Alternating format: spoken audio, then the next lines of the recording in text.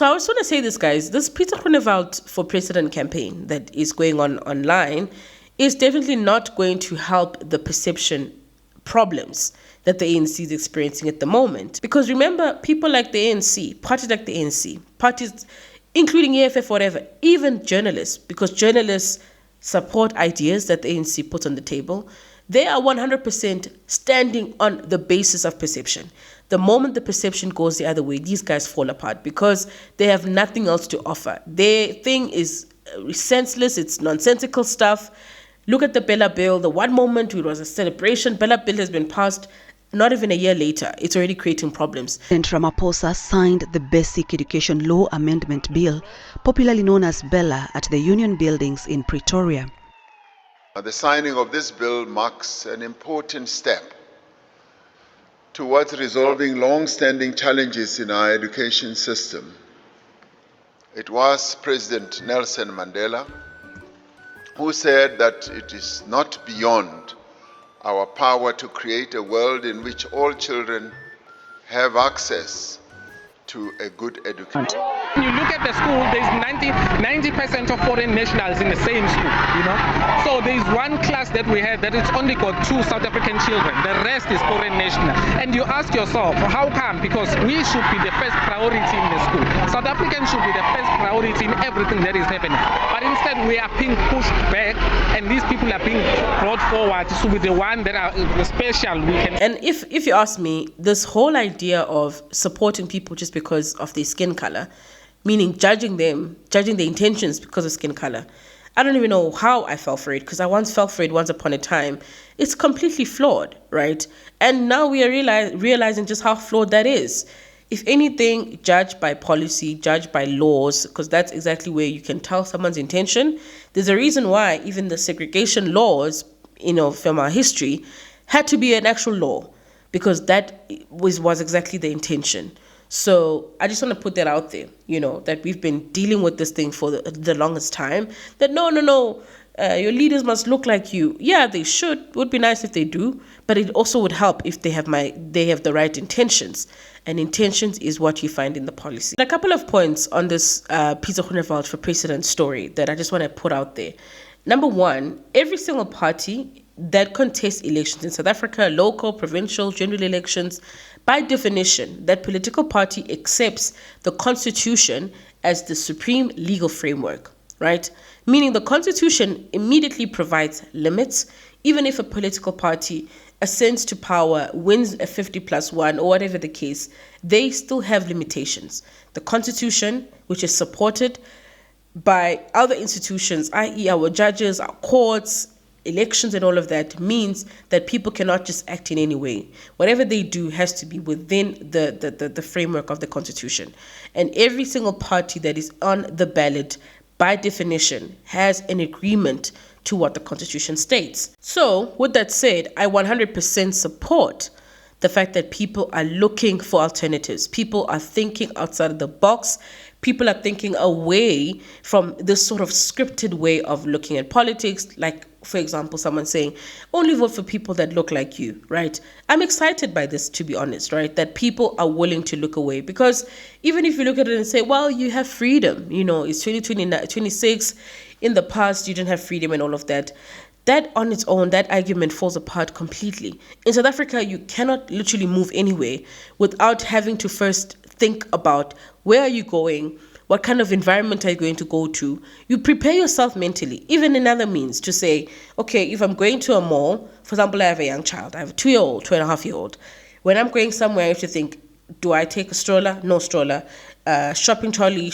How am I going to maneuver because of the constant risk that we face when you're out in public of your stuff getting stolen and. Is this freedom? No. All of these things indicate to the fact that the ANC has failed dismally. Keeping us safe. They failed in maintaining law and order. So even if someone wants to argue on the basis of, but freedom, hey, I know freedom has different shades. At this point in time, the issue of crime is creating a huge problem.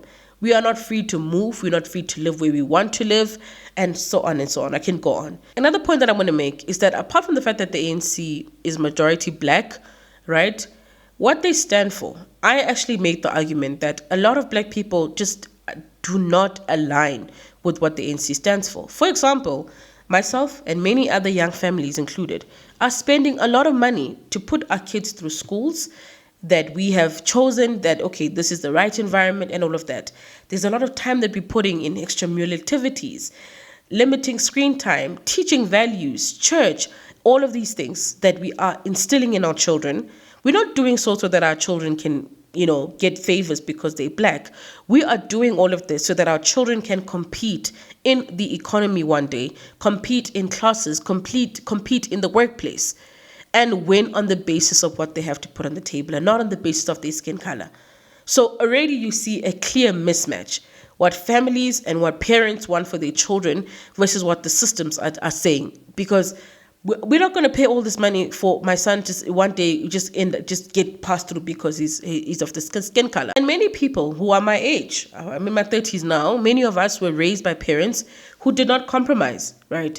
Who made it very clear to us that, okay, cool, your job as a child is one, to get through school, finish school, keep up your good grades. I know many of us, that's what we heard from home, right? Keep the good grades, clean your room, take care of yourself, be neat, be disciplined, go to church, respect your parents, and. And I must say, for many of us, these principles, these values are who we are. That's how we identify, right? That's how we solve problems. That's how we approach life. And unfortunately, the ANC in this regard has veered so far off any of these principles. We are seeing, it's shocking what we're noticing now through this ad hoc committee, awarding losers, giving losers like Ket Matlala, Brown Mokhotsi, major contracts, 300 million, working with hospitals and police and all of that stuff, right? That's what's happening on the other side. The ANC, they lie for days, they lie even if they don't have to lie, right? Communist rhetoric, corruption. None of these things link up to our principles and our values, and I speak for majority of young black people. So an alternative is 100% sensible at this point. And I'm going to conclude by saying that if you are a black person and you're looking at Freedom Front and thinking, hey, maybe this could be an alternative, I could vote for them in the local elections, whatever the case, I wanted to say that don't let anyone guilt trip you, right? You are 100% within your right to choose any other party. Like I said, if they are contesting in South Africa, they are already, by definition, obligated to follow the Constitution or to stay within the Constitution, what the Constitution stipulates. You are 100% within your right, and do not let anyone guilt trip you. 80% of South Africans, let me tell you, will never even see a president with their own naked eye.